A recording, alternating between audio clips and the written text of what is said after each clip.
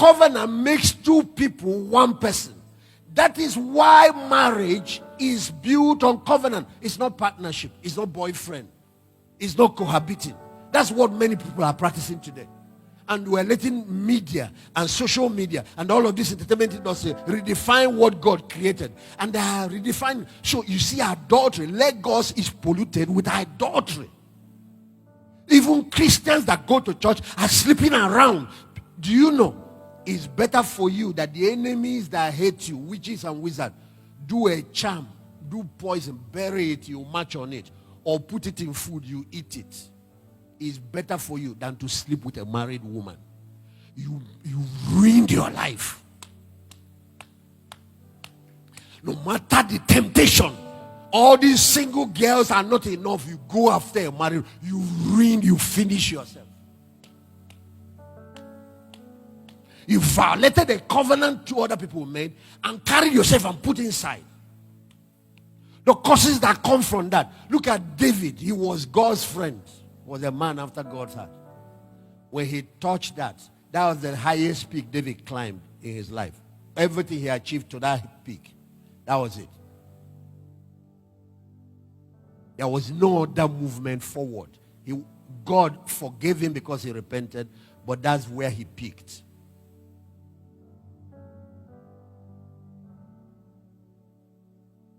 He lost 4 of his boys because of that one sin.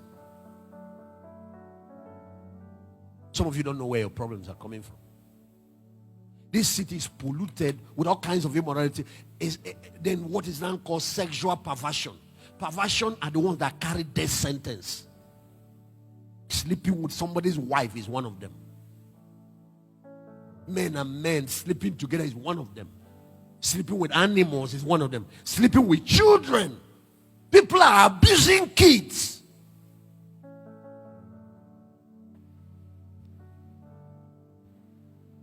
Others, because they want powerful, and they even sleep with dead people. Sleep with mad people. You just get demons, demonic baptism. When people get filled with the Holy Ghost, you get filled. Because all of those things enters inside your body. If they give you a person with HIV, you know, will you sleep? But what you are doing is worse than. It's better to sleep with somebody with HIV. And they will create blood clots. Cut the people so that the blood will mix. It's better for you than to dabble into sexual perversion.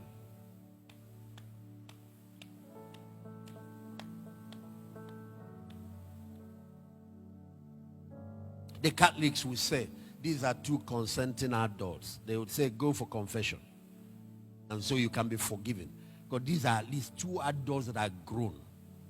They chose to misbehave. But if that person is now a child, you know, abroad, even to get property, like you want to come and buy a house, you're a child offender, they won't give you. Where you get property, or you can't get job, you can't get, because any neighborhood you want to come to, they alert all the parents there. You will not allow you to live in their neighborhood. Once you're convicted of being a child molester, and people are doing it, 2-year-old, 4-year-old, and some of them go to church. You don't know anything about God. You need salvation. Think it's church that will save you. They've turned Christianity into, I don't know what the people have think it is.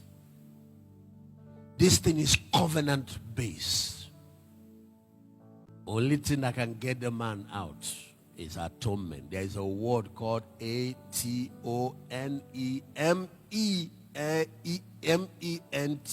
Atonement. Because the penalty for what you have done is death. That's what the prophet told David. You're going to die. You will die. The sword will not depart from your house. God will keep collecting blood from this family. And David fell down, cried, pleaded, and it's not just asking for forgiveness that resolves it. No.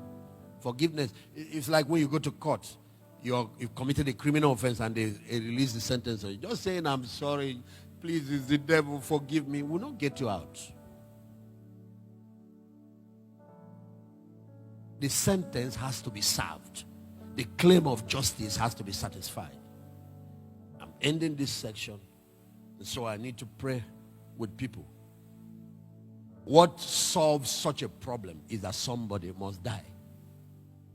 Somebody must die. It's either you die or somebody has to be willing to do it for you. And that's what Jesus did on our behalf.